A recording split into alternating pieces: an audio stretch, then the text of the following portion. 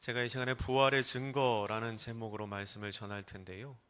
사실 지금 전하는 이 말씀은 2013년 4월 3일에 제가 수요 성경 공부 때 했던 설교입니다. 그때는 설교가 아니고 성경 공부로 했었습니다. 아마 설교보다는 성경 공부 쪽에 더 가까운 그런 말씀이 되지 않을까 싶습니다. 지난 주일은 부활주일이었습니다. 우리가 믿는 기독교는 부활의 종교입니다. 세상에는 많은 종교가 있지만 그 종교를 만든 사람이, 그 종교의 창시자가 죽음을 이기고 다시 살아난 경우는 우리 예수님 외에는 없습니다. 불교의 창시자인 시타르타도 그렇고요. 이슬람교의 창시자인 마호메트도 그렇습니다. 그들은 각자가 믿는 바를 따라서 살았지만, 그리고 믿는 바를 따라서 가르쳤지만, 살아있을 때 사람들에게 좋은 이야기를 전하기도 하고 많은 사람들로부터 추앙을 받기도 했지만 결국 다 죽어서 흙으로 돌아갔습니다. 그들이 믿었던 신앙의 마지막은 죽음이었습니다. 하지만 우리 예수님은 다릅니다. 예수님은 비록 사람들에게 붙잡혀 십자가에 달려 돌아가셨지만 3일 만에 다시 살아나셨습니다. 죽음을 극복하신 것입니다. 이것은 예수님께서 죽음까지도 주관하시는 분이시라는 것을 우리에게 알게 하는 사건입니다. 제가 믿는, 그리고 여러분이 믿는 기독교는 다른 종교와는 달리 그 마지막이 영원한 생명입니다. 예수님께서는 십자가에 달려 돌아가시기 전에 제자들에게 자신이 십자가에 달려 돌아가실 것을 3번이나 말씀하셨습니다. 하지만 예수님이 3번이나 그 이야기를 하셨지만 제자들은 그 얘기를 가슴 깊이 새겨 듣지 않았습니다. 수많은 이적을 행하시는 예수님께서 사람들에게 잡혀서 죽임을 당할 거라는 사실이 쉽게 믿어지지 않았기 때문입니다. 예루살렘에 입성하신 예수님은 하루하루 바쁜 시간을 보내셨습니다. 그리고 금요일 저녁에 제자들과 마지막 만찬을 나누셨습니다. 겟세마네 동산에서 기도하신 후에 사람들에게 잡혀가시고 재판을 받으셨습니다. 예수님이 로마의 군사들에게 잡혀가자 그를 따르던 제자들은 모두 흩어집니다. 그나마 베드로가 예수님께서 계신 곳, 예수님께서 재판받으시는 그 자리까지는 쫓아가지만 그도 사람들의 질문에 예수님을 부인하고 예수님을 배신하고 맙니다. 결국 십자가에 달리신 예수님은 그 위에서 숨을 거두십니다. 예수님께서 돌아가시자마자 아리마대 사람 요셉이 예수님을 자신이 마련해 두었던 묘지에 안장을 합니다. 당시 유대인들의 무덤은 동굴 안에다, 굴 안에다 시체를 넣고 그 입구를 무덤으로 문처럼 막아놓는 형태였습니다. 예수님의 몸은 그렇게 무덤에 안장이 되었습니다. 오늘 우리가 함께 읽은 본문 말씀은 그렇게 무덤에 안장된 예수님을 3명의 여자가 찾아가는 장면으로 시작을 합니다. 예수님께서 십자가에 달리신 날은 금요일이었습니다. 그리고 그 다음 날인 토요일은 안식일이었습니다. 그리고 그 안식일이 지나고 주일, 즉 일요일 새벽에 이 3명의 여자가 예수님의 무덤을 찾아갑니다. 예수님의 몸에 향기 나는 기름을 바르기 위해서였습니다. 그들은 일단 예수님의 무덤을 향해서 출발을 하기는 했지만 가면서 고민을 합니다. 왜냐하면 예수님의 무덤 안으로 들어가기 위해서는 그 무덤 문을 막고 있는 돌을 치워야 할 텐데 자기들의 힘으로, 이 여인들의 힘으로 그 돌을 치울 수 있을지 확신이 없었기 때문입니다. 오늘 본문 3절에 그 이야기를 기록하고 있습니다. 그런데 무덤에 도착한 그 여인들은 전혀 의외의 광경을 보게 됩니다. 예수님의 무덤을 막고 있던 큰 돌이 이미 누군가에 의해서 옮겨져 있었던 것입니다. 무덤을 막고 있던 돌이 치워져 있었습니다. 여인들은 너무 놀라서 무덤 안으로 들어가 보지만 예수님의 시체는 이미 거기에 없었습니다. 대신에 흰 옷을 입은 청년이 한 명 있었는데요. 그 청년은 그 여인들에게 이렇게 말합니다. 놀라지 말라. 너희가 십자가에서 못 박히셨던 나사렛 예수를 찾는구나. 그분은 다시 살아나셨다. 그분은 더 이상 여기에 계시지 않는다. 너희들이 보는 것처럼 지금 이곳은 비어 있다. 그분은 너희들보다 먼저 갈릴리로 가실 것이고 너희는 그곳에서 그분을 뵐 수 있을 것이다. 라고 말합니다. 예수님이 살아나셨다는 거죠. 갈릴리로 가면 거기서 만날 수 있을 거라는 겁니다. 이 이야기를 들은 여인들은 매우 놀라서 그곳에서 도망쳐 나옵니다. 그리고 예수님께서는 그 뒤에 많은 사람들에게 자기의 모습을 나타내 보이십니다. 여러분, 이게 부활의 사건입니다. 예수님께서는 십자가에 달려 돌아가셨지만 3일 만에 다시 살아나셨습니다. 예수님이 부활하신 사건은 기독교의 핵심입니다.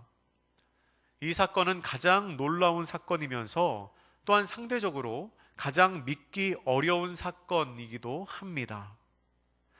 어떻게 사람이 죽었다가 다시 살아날 수가 있겠습니까? 이렇게 예수님의 부활을 믿지 못하는 사람들은 여러 가지 가설을 만들어냅니다. 사실 예수님이 살아나신 게 아니라 이렇게 된 거다라는 가설을 세웁니다. 그들이 말하는 첫 번째 가설은 이것입니다. 예수님의 제자들이 예수님의 시체를 몰래 훔친 후에 예수님이 다시 살아나셨다는 헛소문을 퍼뜨렸다는 것입니다. 두 번째는 예수님의 무덤을 찾아갔던 여인들이 예수님의 무덤을 잘못 찾아갔다는 겁니다. 예수님의 무덤을 찾아갔어야 되는데 빈 무덤을 찾아갔다는 거죠. 그러니까 예수님이 없다. 그렇게 설명하는 겁니다. 세 번째는 예수님이 죽지 않았다는 설입니다. 사람들이 보기에 예수님이 죽은 것처럼 보였지만 사실은 죽지 않아서 스스로 무덤을 빠져나갔다는 겁니다.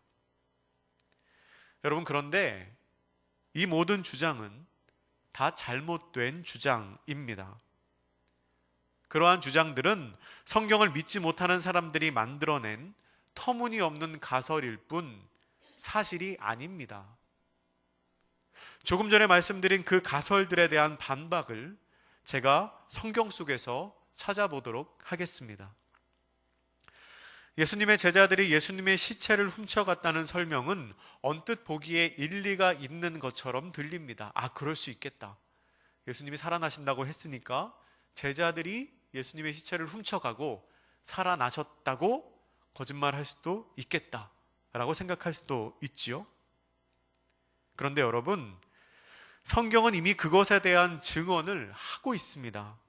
우리 함께 마태복음 27장 62절에서 66절 말씀을 읽어보겠습니다. 화면을 보시면서 같이 읽습니다. 그 이튿날은 준비일 다음 날이라. 대제사장들과 바리새인들이 함께 빌라도에 모여 이르되, 주여, 저 속이던 자가 살아있을 때에 말하되 내가 사흘 후에 다시 살아나리라 한 것을 우리가 기억하노니, 그러므로 명령하여 그 무덤을 사흘까지 굳게 지키게 하소서. 그의 제자들이 와서 시체를 도둑질하여 가고 백성에게 말하되 그가 죽은 자 가운데서 살아나셨다 하면 후의 속임이 전보다 더 클까 하나이다 하니, 빌라도가 이르되 너희에게 경비병이 있으니 가서 힘대로 굳게 지키라 하거늘, 그들이 경비병과 함께 가서 돌을 임봉하고 무덤을 굳게 지키니라. 아멘.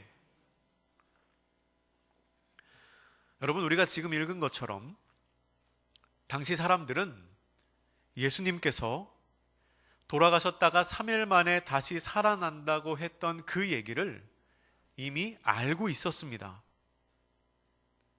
예수님을 대적하는 사람들이 생각하기로 이 사람이 살아있을 때에 자기가 죽었다가 3일 만에 살아난다고 이야기하고 다녔기 때문에 혹시 이 사람의 제자들이 그의 시체를 훔치고 이거 봐라, 시체가 없다, 3일 만에 살아나셨다 라고 주장을 할까봐 미리 경비병을 세우고 무덤의 입구를 돌로 막아놨다는 겁니다.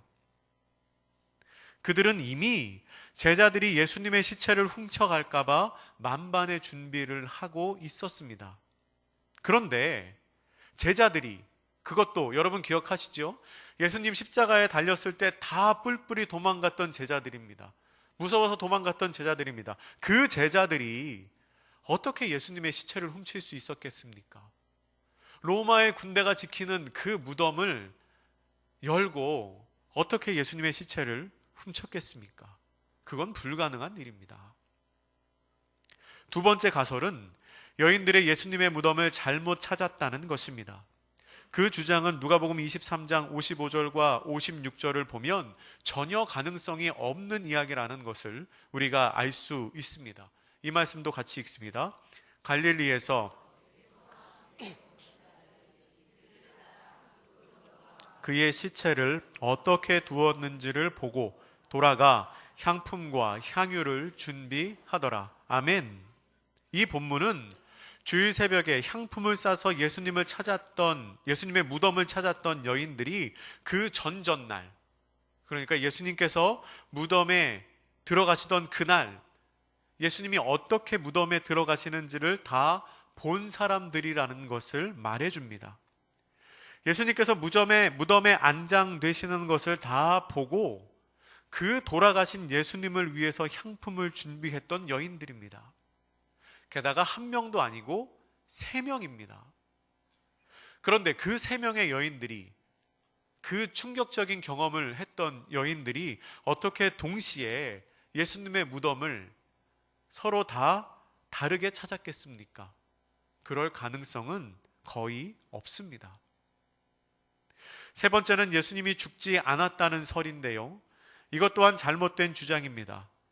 요한복음 19장 31절에서 34절 말씀을 읽겠습니다. 이 날은 준비일이라. 유대인들은 그 안식일이 큰 날이므로 그 안식일에 시체들을 십자가에 두지 아니하려 하여 빌라도에게 그들의 다리를 꺾어 시체를 치워달라 하니, 군인들이 가서 예수와 함께 못 박힌 첫째 사람과 또 그 다른 사람의 다리를 꺾고 예수께 이르러서는 이미 죽으신 것을 보고 다리를 꺾지 아니하고 그중 한 군인이 창으로 옆구리를 찌르니 곧 피와 물이 나오더라. 아멘, 아멘. 이 본문은 병사들이 예수님의 다리를 꺾어서 죽이려고 했을 때 예수님께서 이미 죽어 있었다고 이야기합니다. 여러분, 당시에 사형을 집행했던 이 로마의 군인들은 사형을 집행하는데 전문가들이었습니다. 이 일을 전문적으로 하는 사람들입니다. 일반 사람들이라면 사람이 죽었는지 살았는지 살펴볼 때 실수를 할 수도 있습니다. 그냥 봤을 때는 죽어 있는 것 같은데 살아날 수도 있죠. 아마추어들은 그럴 수 있습니다. 그런데 이 사람들은 전문가들이기 때문에 실수를 할 가능성이 거의 없습니다. 또 실수를 하면 자기한테 돌아올 책임이 너무나 크기 때문에 더 철저하게 살펴봤을 겁니다. 특별히 한 명의 군인은 예수님께서 죽으신 것을 확인하기 위해서 예수님의 옆구리를 창으로 찌릅니다. 그러자 곧 물과 피가 그 옆구리에서 쏟아져 나왔습니다. 사람의 혈액에서 피와 수분이 분리되는 현상은 사람이 죽었을 때에만 일어나는 현상이라고 합니다. 이 기록을 통해서도 우리는 예수님이 십자가 위에서 돌아가셨다는 것을 알 수 있습니다. 그리고 예수님께서 분명히 십자가 위에서 돌아가셨지만 만약에 100번 양보해서 예수님이 돌아가시지 않으셨다고 해도 예수님께서 혼자의 힘으로 무덤을 나오시지는 못했을 겁니다. 예수님은 이미 십자가에 달리시기 전에 수없이 채찍들을 당하셨습니다. 피를 쏟으셨습니다. 또한 십자가 위에서 몇 시간 동안 매달려 계셨습니다. 여러분, 그런 사람이 혼자서 무덤 입구를 막고 있는 그 큰 돌을 밀고 나올 수 있었겠습니까? 또한 그 무덤 밖에는 아까 말씀드린 것처럼 무덤을 지키고 있었던 경비병들이 있었습니다. 그들의 눈에 띄지 않게 그 사람이, 그 피와 물을 다 쏟은 사람이 그 경비병들의 눈에 띄지 않게 무덤을 빠져나올 수 있었겠습니까? 불가능한 일이지요. 그건 불가능한 일입니다. 성경이 말하는 부활의 증거를 확실히 보여주는 말씀이 있습니다. 함께 고린도전서 15장 3절부터 8절 말씀을 읽겠습니다. 내가 받은 것을 먼저 너희에게 전하였노니 이는 성경대로 그리스도께서 우리 죄를 위하여 죽으시고 장사 지난 바 되셨다가 성경대로 사흘 만에 다시 살아나사 게바에게 보이시고 후에 12 제자에게와 그 후에 500여 형제에게 일시에 보이셨나니 그 중에 지금까지 대다수는 살아있고 어떤 사람은 잠들었으며 그 후에 야고보에게 보이셨으며 그 후에 모든 사도에게와 맨 나중에 만삭되지 못하여 난 자 같은 내게도 보이셨느니라. 아멘. 이 말씀은 사도 바울이 고린도 교회 교인들에게 보내는 편지의 일부입니다. 이 말씀에서 바울은 예수님께서 부활하실 때의 이야기를 하고 있습니다. 그런데 본문을 보면 예수님의 부활을 목격한 사람이 최소한 500명이 넘는다고 얘기합니다. 한두 사람이 본 게 아닙니다. 12 제자만 본 게 아닙니다. 게바에게 보이시고 후에 12 제자에게와 후에 500여 형제에게 일시에 보였다고 말합니다. 그리고 그들 중에 대다수가 지금도 살아있다고 말합니다. 사도 바울이 이 편지를 고린도 사람들에게 쓸 때는 예수님께서 부활하시고 약 30에서 40년쯤 지난 후입니다. 당연히 부활하신 예수님을 목격했던 사람들이 많았을 것이고 따라서 바울은 함부로 거짓말로 편지를 쓰지 못했을 겁니다. 바울이 만약에 거짓말로 편지를 썼으면 무슨 일이 있었을까요? 예수님의 부활하심을 목도한 사람들이 그거 아니다라고 반박했을 겁니다. 감히 그렇게 못하지요. 본 사람들이 너무나 많으니까요. 모든 사실을 지켜본 사람들이 수없이 많이 있는데 어떻게 거짓말을 할 수가 있겠습니까? 따라서 이 성경의 증언들을 통해 우리는 예수님께서 부활하셨다는 것을 더 확실히 알 수 있습니다. 어떤 사람들은 성경의 기록이 편파적이라고 생각할 수 있습니다. 성경을 믿지 않는 사람들은, 우리같이 성경을 믿는 사람들은 성경에 기록되었기 때문에 이게 맞다라고 하면 받아들이지만 성경 자체를 믿지 않는 사람들은 거기에 써져 있는 게 다 거짓말이야 라고 생각하면 이거를 믿지 않을 수밖에 없습니다. 그러나 여러분, 성경에 기록된 증거 외에도 당시 정황으로 미루어 볼 때 예수님의 부활을 확증하는 증거는 너무나 많습니다. 누구도 부정할 수 없는, 누구도 반박할 수 없는 예수님께서 부활하셨다는 정황적인 증거를, 상황적인 증거를 몇 가지 살펴보도록 하겠습니다. 첫 번째는 제자들의 삶이 변화되고 그들이 죽기까지 믿음을 지켰다는 사실입니다. 예수님께서 십자가에 못 박히실 때 제자들은 낙심하고 절망에 빠졌습니다. 그들은 더 이상 예수님이 하나님께서 보내신 분이라는 사실을 확신하지 못했습니다. 그들이 아는 바로는 하나님은 자기가 보낸 메시아를 고통 가운데에 죽도록 내버려 두시는 분이 아니었기 때문입니다. 그래서 예수님이 돌아가신 후에 제자들은 뿔뿔이 흩어졌습니다. 누구는 갈릴리로 가고 누구는 엠마오를 향해서 갔습니다. 그런데 얼마 지나지 않아서 그들은 자기의 직업을 다시 버리고 모였습니다. 그리고 예수 그리스도가 하나님의 메시아로서 십자가에 달려 죽으셨다가 다시 살아나셨다는 메시지를 전파하는데 힘썼습니다. 그들의 남은 생애를 그 일을 하는데 헌신했습니다. 인간적인 관점으로 보았을 때 그 일은 그들에게 아무런 이익도 남지 않는 일입니다. 오히려 그들은 그 일을 하면서 힘들고 어려운 삶을 살았습니다. 자주 굶었습니다. 한데서 잠을 잤습니다. 사람들에게 조롱당했습니다. 맞았습니다. 심지어는 감옥에 갇히기도 했습니다. 그리고 결국 대다수의 제자들이 매우 고통스러운 방법으로 처형을 당했습니다. 여러분, 근데 그들이 무엇 때문에 그 일을 그렇게 했겠습니까? 예수님께서 십자가에 달리셨을 때 도망갔던 그들이 왜 스스로 다시 돌아와서 그런 고통스러운 삶을 살았겠습니까? 다 도망갔었습니다. 근데 누가 시키지도 않았는데 다시 돌아왔습니다. 왜 그랬겠습니까? 그 이유는 그들이 죽은 자 가운데서 다시 살아나신 그리스도 예수를 만났기 때문입니다. 한 사람도 아닌 여러 사람으로 이루어진 그들이, 한 사람만 그런 게 아닙니다. 여러 사람들이 부활하신 그리스도를 체험하지 않고서야 어떻게 하나같이 그런 특별한 신앙을 가질 수 있었겠습니까? 정황상 증거의 두 번째는 예수님을 불신했거나 반대했던 사람들이 돌아섰다는 사실입니다. 예수님이 십자가에 달리시기 전에는 그를 믿지 않던 강팍한 마음을 갖고 있던 사람들, 그리고 기독교를, 예수님을 적대시하던 사람들이 있었습니다. 그런데 그들이 예수님께서 돌아가신 후에 마음이 완전히 바뀌어서 기독교 신앙을 받아들였습니다. 대표적인 게 예수님의 형제였던 야고보가 그렇습니다. 예수님의 형제들은 예수님께서 공생의 사역을 하실 때 예수님을 믿지 않았을 뿐만 아니라 예수님과 대적하던 사람들입니다. 예수님 보고 미쳤다고 했죠.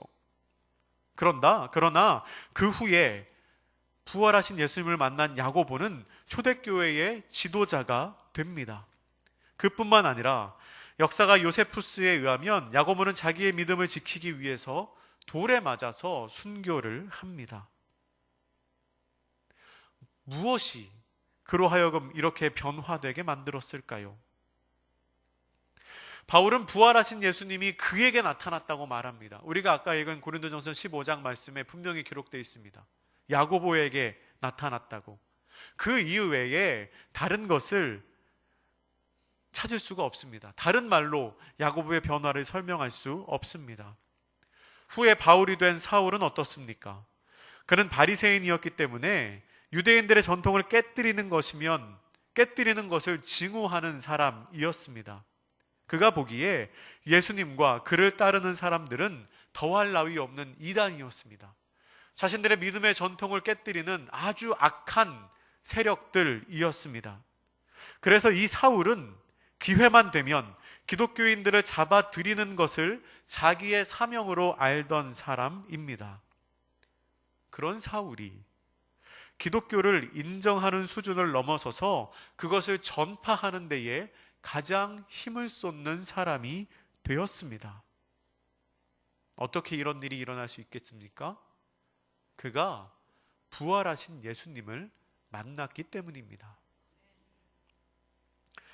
정황상 증거의 세 번째는 당시 유대인들의 사회 구조가 급격히 변화했다는 사실입니다.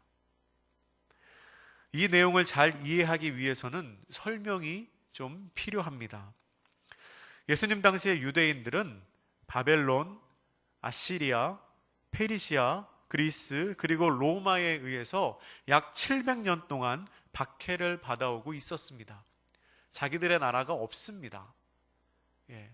나라가 북이스라엘, 남유다가 멸망한 이후에 약 700년 동안 다른 나라의 지배를 받으며 유대인들이 살았습니다. 많은 유대인들이 뿔뿔이 흩어졌고요. 많은 유대인들이 또 포로로 잡혀갔습니다. 그런데 여러분, 놀랍게도 우리는 지금도 유대인들을 만날 수 있습니다. 지금도 유대인들이 있습니다. 그 당시에 대제국을 이루었던 이집트인, 아시리아인, 페르시아인, 바벨론인 이런 사람들은 없습니다. 그 문화가 남아있지 않습니다. 그런데 유대인들은 지금도 남아있을 뿐만 아니라 지금도 세계에서 아주 큰 영향력을 미치는 민족으로 여겨집니다. 그렇다면 유대인들이 어떻게 그렇게 남아있을 수 있을까요? 자기의 나라가 예수님 당시에 700년 동안이나 없었고 그 이후에 2000년 동안이나 나라가 없는데 어떻게 유대인들이 남아있을 수 있었을까요? 그 이유는 그들에게 민족적인 정체성을 부여해 준 그들의 사회 구조 때문입니다. 유대인들은 놀라울 만큼 자기들의 사회 구조 그리고 전통과 율법을 중요하게 생각했습니다. 그리고 그러한 사회 구조를 자기 자녀들에게 그대로 전수하는 것을 당연하면서도 꼭 해야 하는 일로 여겼습니다. 그 중심에는 율법이 있습니다. 안식일마다 회당에 모여서 예배하는 등의 여러 가지 율법과 의식들을 통해서 그들은 자신들의 전통을 강화시켜 나갑니다. 그들은 하나님께서 그 제도를 주셨다고 믿기 때문에 아주 철저하게 자기들의 사회제도를 가지고 지키고 전수합니다. 심지어는 포로 생활을 할 때도, 나치에 의해서 수백만 명이 학살을 당할 때도 그 전통을 버리지 않습니다. 그런데 여러분, 2000년 전 유대 땅에 예수라고 불리는 한 랍비가 나타나서 유대인들에게 이상한 가르침을 전파하자 그들의 사회제도가 급격하게 흔들리기 시작합니다. 그는 3년 동안 가르치면서 하류층 사람들 그리고 중류층 사람들을 자기의 추종자로 끌어 모았습니다. 그러다가 지배계층과 마찰을 일으켰고 결국 십자가에 못 박혀 죽었습니다. 그런데 참으로 놀라운 사실은 그가 죽은 뒤에 약 5주 만에 10,000명이 넘는 유대인들이 예수가 만든 새로운 종교로 자신들의 신앙을 바꿨다는 사실입니다. 그들은 자기가 어렸을 때부터 사회적으로, 신학적으로 매우 중요하다고 배웠던 그 사회 제도를 스스로 바꾸거나 포기해 버렸습니다. 포로 생활을 하면서 700년 동안 안 버리던 전통을 예수라는 사람을 만난 이후에 5주 만에 10,000명이 넘는 사람이 버렸습니다. 상식적인 일이 아니죠. 그들이 포기한 사회제도 중에 몇 가지는 이것입니다. 첫 번째로, 그들은 아브라함과 모세 시대 이후로 죄를 용서받고자 매년마다 동물로 희생제사를 드렸습니다. 그렇게 배웠습니다. 구약의 율법에 나와 있고 그거를 수백 년 동안 지켰습니다. 그런데 갑자기 나사렛에서 한 목수가 죽고 나서 그를 따르는 유대인들은 더 이상 제사를 드리지 않습니다. 이게 하루아침에 일어난 일입니다. 두 번째, 유대인들은 하나님께서 모세를 통하여 주신 율법을 지킬 것을 강조했습니다. 그러나 예수께서 죽은 지 얼마 되지 않아서 그를 따르던 유대인들은 율법보다 예수님의 가르침을 더 따르게 됩니다. 자신들의 전통 속에 수백 년 동안 지켜왔던 율법보다 예수라고 하는 사람의 가르침을 더 따르게 됩니다. 세 번째, 유대인들은 매주 토요일이 되면 종교적인 행위 외에는 아무 일도 하지 않으며 안식일을 철저하게 지켰습니다. 그런데 그리스도인들은 일요일에 예배를 드렸습니다. 왜냐하면 예수가 부활한 날이 일요일이었기 때문입니다. 포로 생활 중에도 에스더서를 보면 학살당한 위기를 맞았을 때에도 안식일 성수를 포기하지 않던 그들이 갑자기 예배드리는 날짜를 바꿨습니다. 이 외에도 많은 변화가 매우 짧은 시간에 매우 많은 사람들에게 동시에 일어났습니다. 그들은 생명처럼 여겼던 자신들의 전통을 한순간에 버렸습니다. 아무리 강한 외부의 압박에도 굴하지 않고 자기의 목숨을 걸고 지켜왔던 그 전통을 스스로 변화시켰습니다. 한두 사람이 아니었습니다. 여러분, 이건 사소한 변화가 아닙니다. 유대 사회 전체가 갑작스럽게 바뀐 겁니다. 그런데 아무런 이유 없이 그런 변화가 일어났을까요? 아니지요. 그 사이에 무슨 일이 있었겠습니까? 그 사이에 예수께서 부활하시고 그 부활하신 예수님께서 사람들을 만나는 사건이 있었습니다. 네 번째 정황상 증거는 우리가 늘 지키는 성찬과 세례입니다. 우리는 성찬을 나누면서 예수님을 기념합니다. 지난 고난주간에도 성찬식을 했지요. 그런데 여러분, 이 성찬의 의미가 무엇입니까? 여러분 잘 아시는 것처럼 이 성찬의 의미는 우리를 위해 희생하신 예수님의 몸을 기억하는 겁니다. 나를 위해 돌아가신 주님의 살과 피가 내 안에 들어와 나와 하나가 되는 것이죠. 다시 말하면 그리스도인들은 예수님의 죽음을 기념합니다. 그런데 여러분, 이게 좀 이상하지 않습니까? 기념을 하려면 좀 기쁘고 즐거운 것, 뭔가 좀 특별한 것을 기념해야 하지 않겠습니까? 하지만 우리는 예수님께서 오병이어 기적을 베푸신 것을 기념하지 않습니다. 우리는 예수님께서 중풍병자를 고치신 사건을 기념하지 않습니다. 우리는 예수님께서 죽은 사람을 살리신 사건을 기념하지 않습니다. 예수님이 잡히시던 날 밤 돌아가신 것을 기념합니다. 여러분, 이거 어떻게 설명해야 할까요? 초대교회 성도들은 예수님께서 더 큰 영광으로 나아가기 위해서는 반드시 죽음의 길을 걸으셔야만 했다고 생각했습니다. 그리고 그의 죽음은 마지막이 아니었습니다. 왜냐하면 예수님께서 우리 모두를 위하여 돌아가시고 부활하셨기 때문입니다. 그들이 예수님의 죽음을 기념할 수 있었던 이유는 무덤에서 부활하신 예수님을 직접 만났기 때문입니다. 예수님이 부활하셨기 때문에 그 죽음이 부끄러운 게 아닙니다. 오히려 기념할 만한 일이 된 겁니다.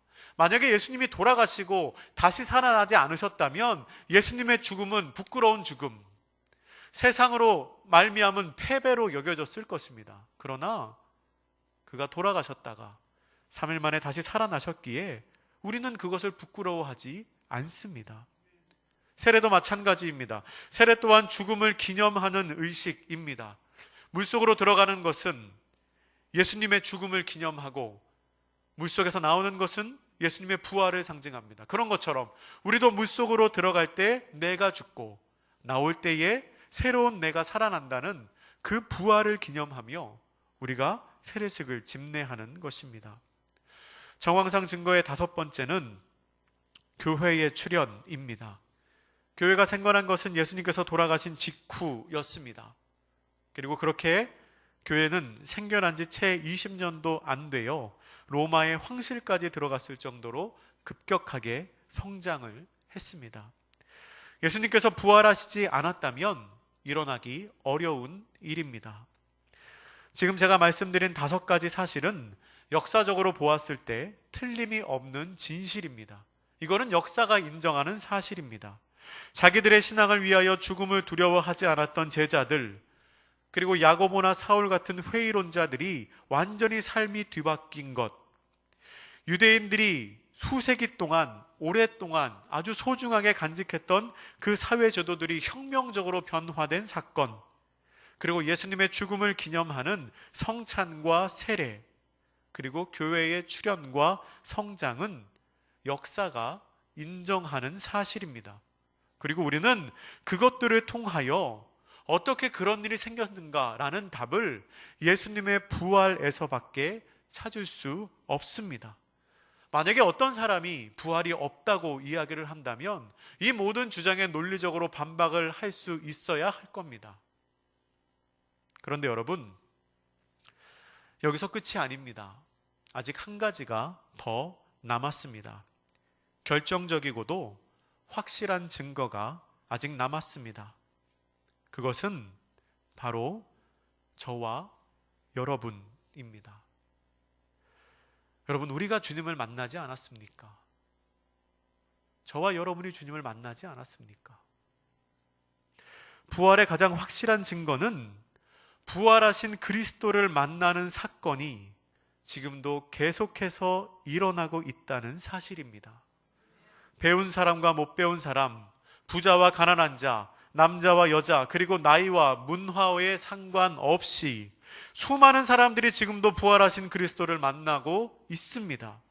그들 모두는 자기의 인생에서 가장 중요한 사건은 예수 그리스도가 나를 만나주시고 그것으로 말미암아 내 삶이 변화된 사건이라고 증거합니다. 지금 이 자리에도 그렇게 증거하고 고백하실 수 있는 분이 있지 않습니까? 사랑하는 성도 여러분, 예수님께서는 부활하셨습니다. 성경적으로, 역사적으로, 정황적으로 예수님의 부활을 나타내는 증거는 무수히 많습니다. 왜 증거가 많습니까? 그 일이 사실이기 때문에 그렇습니다. 그런데 여러분, 우리는 예수님의 부활의 사실을 아는 것으로 그쳐서는 안 됩니다. 우리는 부활하신 예수님을 마음에 품고 그 예수님을 만나는 부활 신앙을 가져야 합니다. 우리가 부활하신 예수님을 우리 마음속에 품지 못한다면, 그 예수님을 만나지 못한다면 예수님의 부활은 그저 2000년 전에 있었던 하나의 놀라운 사건일 뿐 우리를 구원하는 능력이 되지 못할 것입니다. 그러나 우리가 부활하신 주님을 알고 믿고 의지한다면 절망에 빠져있던 제자들을 기쁨과 감격과 환희에 넘치는 공동체로 만드신 주님께서 우리의 삶도 믿음으로 말미암은 승리로 이끄실 것입니다. 부활의 주님을 만나시고 그 부활의 능력으로 살아가시기를 주님의 이름으로 축복합니다. 기도하겠습니다. 사랑의 하나님, 주님께서 부활하신 그 일이 어떤 사람들이 말하는 것처럼 거짓이 아니라는 것을 우리가 믿습니다. 그것이 진리이기에 우리의 머리로 이해되고 또한 가슴으로 믿어지는 은혜가 있게 하옵소서. 그리하여 부활하신 주님의 능력으로 승리하는 삶을 살아가는 우리 미담의 모든 성도들이 다 되게 하옵소서. 감사드리며 예수님의 이름으로 기도드립니다. 아멘.